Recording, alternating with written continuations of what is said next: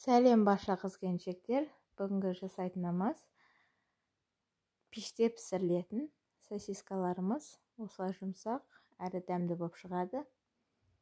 Егер ұнаса, лайк басып, тіркелуді ұмытпаймыз. Ең алдымен жылы сүтімізге ашытқымызды қосып, үстіне құмшекерімізді салып, жақсылап араластырып қойып қоямыз. Сөйтіп сұйық қоспамызды араластырамыз. Жылы су, сұйық май және жұмыртқаның ағы, тұзды салып араластырып қойған сүтімізді үстіне құйып, тұзы ерігенше жақсылап араластырып аламыз.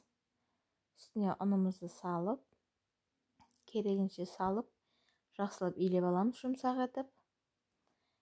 Илеп болған соң ыдысымызға салып, жылы жерге 3-4 сағатқа қойып қоямыз. 3-4 сағаттан соң ашыған қамырларымызды алып, жақсылап илеп аламыз. Илеп болған соң ұнымызды сеуіп, оқтаудың көмегімен жаямыз. Екіге бөліп жайсаңыздар да болады. Мен бар қамырды үлкен етіп жайып алдым.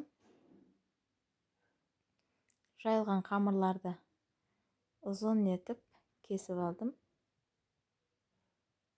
Кесілген ұзын қамырларымызға сосискаларымды орап шықтым.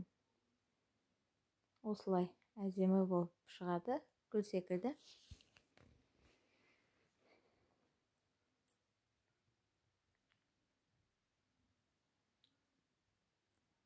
Осылай газ пештің табасына жайып салып аламыз. Барлығын салып болған соң 5-10 минутқа қойып қоямыз. Көтерілгенше ашытқан қамырларымыз. 5-10 минуттан кейін алып, үстіне жұмыртқамыздың сарысын жағып, үстіне өз қалауларыңыз мак сепсеңіздер де, күнжіт сепсеңіздер де. Менде мак болған соң мак септім. 180 градуста пешімізді қыздырып аламыз.